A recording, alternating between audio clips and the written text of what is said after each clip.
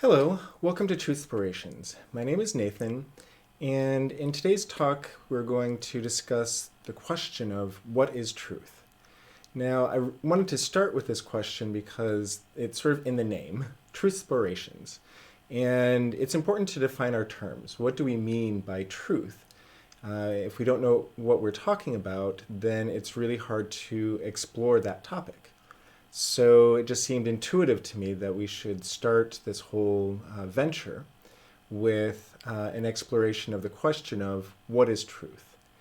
And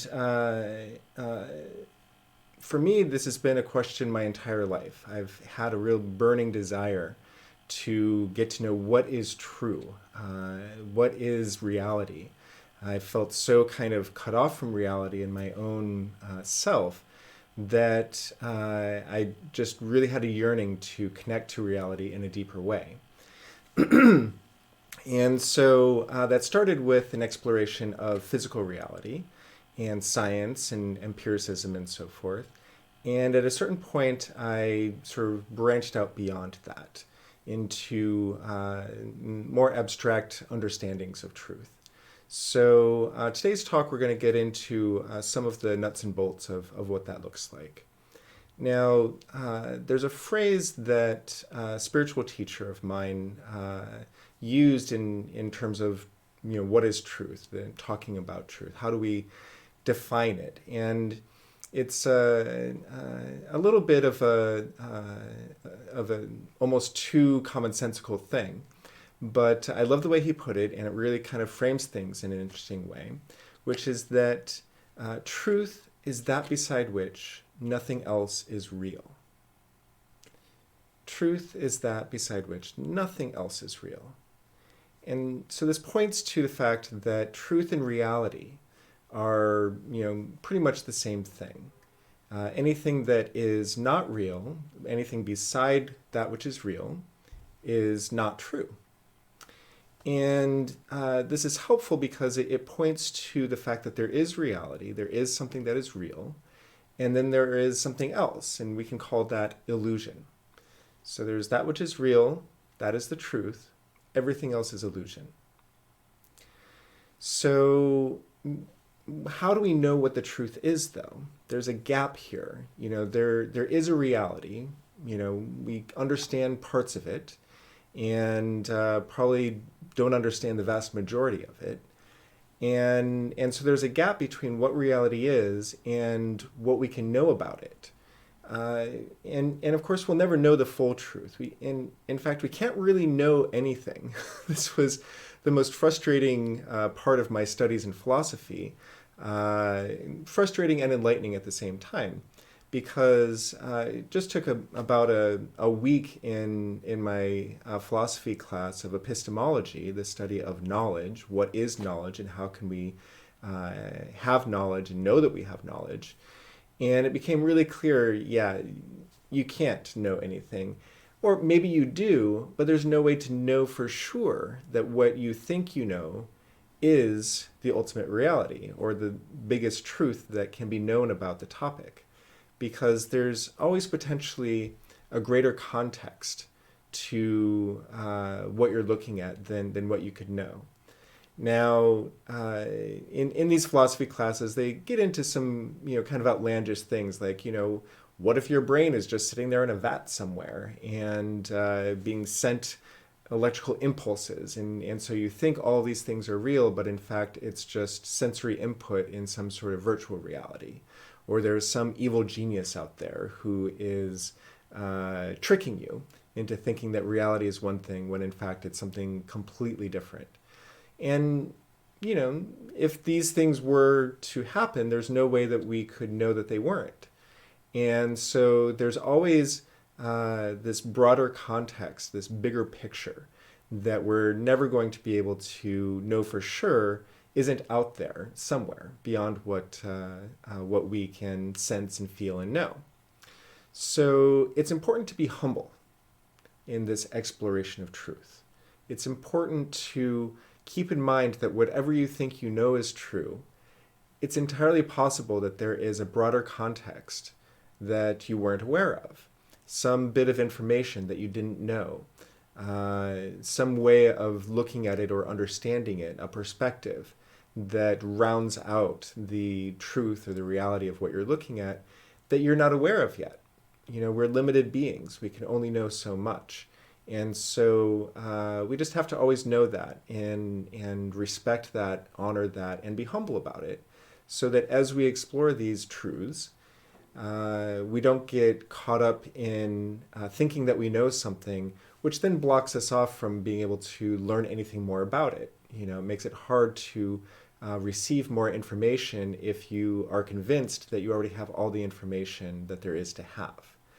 So once again, it comes down to humility. It comes down to just being cognizant of the truth, which is that whatever you think you know, it's entirely possible that the truth is something more besides that. So what can we know? There's, in philosophy, there's the famous guy, Descartes, who wanted to kind of prove that God existed. So he was already off to, on the wrong track. Because, you can't really, he was trying to validate his Christian beliefs. And so he found this whole, thought experiment to do. But it's instructive. He's the one who came up with the idea of, I think, therefore I am. So he really did deconstruct his entire reality down to what could he be sure that he knew. And it came down to, I'm having thoughts. There is no getting around the fact that I'm having thoughts, because I'm aware of those thoughts. If I were to doubt those thoughts, that would be a thought as well. And so, from that place, he, then reconstructs his whole religion, basically. But it's still instructive. It's still helpful, to take that approach where you deconstruct absolutely everything. The problem is that he actually stopped a little bit short. He didn't go all the way. He didn't deconstruct absolutely everything. Because within that phrase, I think, therefore I am, there is this assumed reality of there being a Descartes there to have these thoughts and these experiences. For all he knew, there is no such thing as a Descartes. There's just an experience of Descartes. There is a feeling and a belief that Descartes is real and is this fundamentally separate being from the rest of the cosmos, and that being is having an experience of thoughts. So if you're going to deconstruct reality, you have to deconstruct it all the way and not assume that there is even an I to think and therefore to be. Right? Like, who thinks of that? But that is ultimately the only thing that you can know, is that there is an experience of something happening here, including the experience of, who you are, who I am.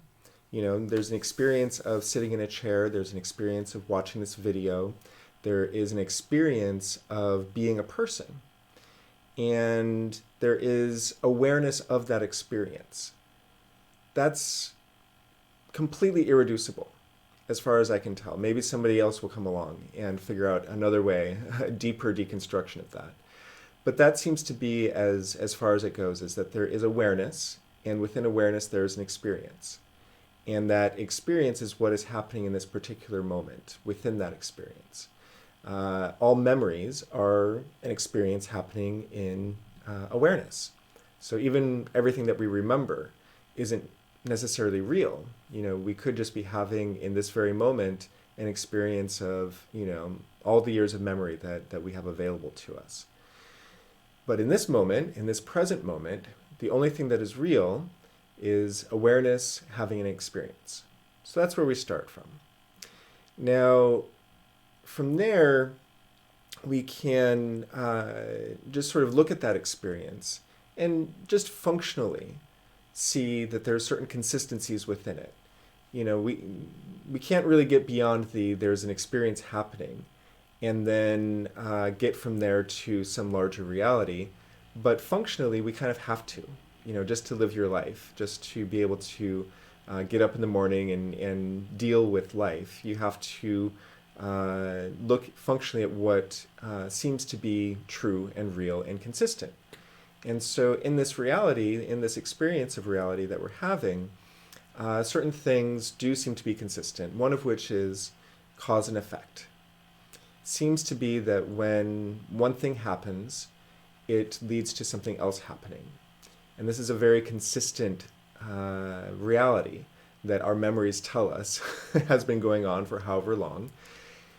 There's no way to know that that will continue to happen because the future is a mystery. But at least we have a sense of, the sun will rise in the morning and set in the evening. And for every cause, there is an effect. And from there, we can kind of construct a functional reality, a functional sense of what is true and what isn't. And that's basically the best you can do, is you start from a very narrow understanding, and you expand it so that it encompasses more and more and more. The more of our experience of reality that we can sort of contain within our understanding, the closer to the ultimate reality we get. So, for example, if you take racism, we know that to be racist, is not a very truthful position to take. One race is not superior to another. But for a racist, there is a superior race, and that is their reality. And it is supported by their experiences, whatever research they've done. They might have some statistics that back them up. But of course, those statistics are all cherry-picked. They're taking one little bit of information here and there, constructing their racist ideology, and ignoring all of the other bits of information, all the other statistics that would be sort of a counterfactual to their racist ideology. Never mind the fact that we're all human. We all have a fundamental humanity, and that is the same across all races. And a racist is unable to see that. For them, another race is less than they are.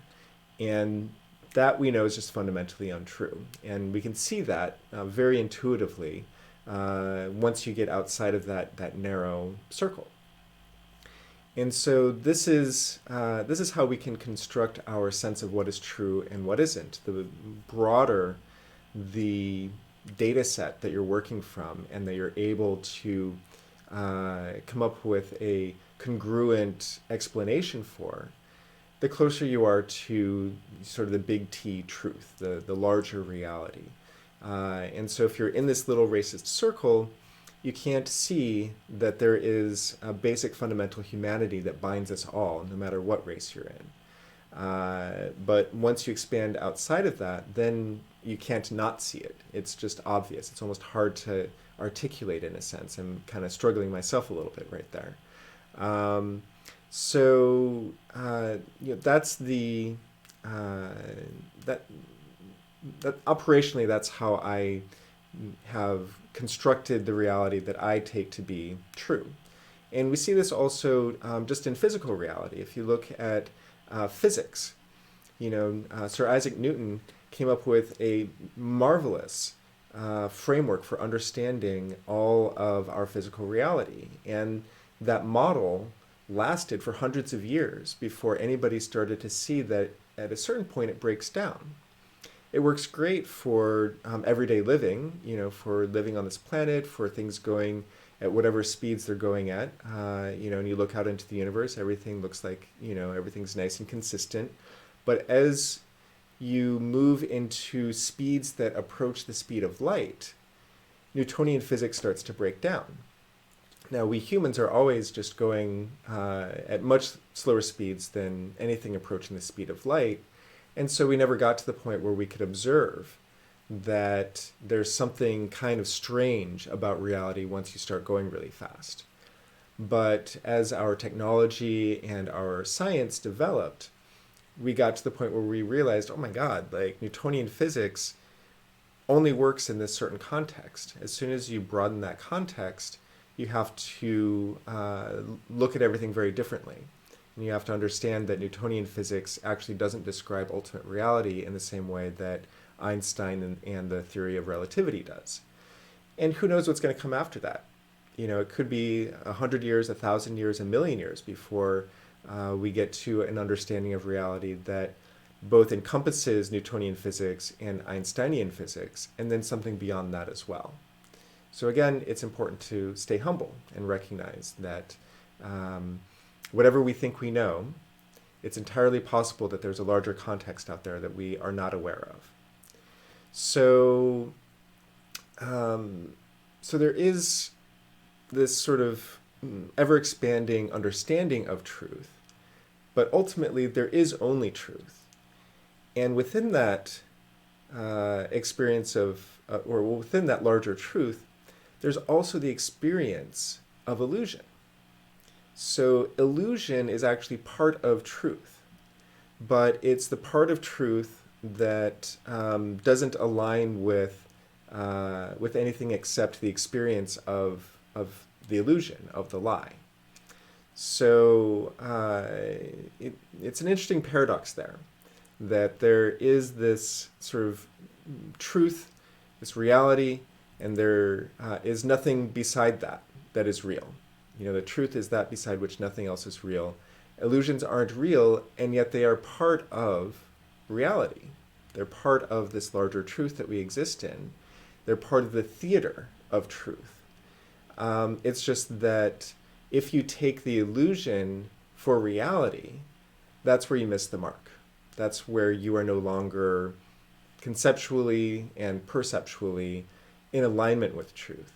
Now, if you recognize the illusion for what it is, like if you go into a movie theater and you watch a movie, this is a highly produced illusion, this great lie that a lot of time and money and energy is put into. And as long as you know that it's a lie, it's entertaining. It's fun. It's great. There's nothing wrong with it. But if you take that as a documentary, or you believe that the movie is real and not a constructed illusion, then you might be traumatized by what you see. You might be hurt by it in some way, or you might start to believe things about reality that are completely divorced from the truth.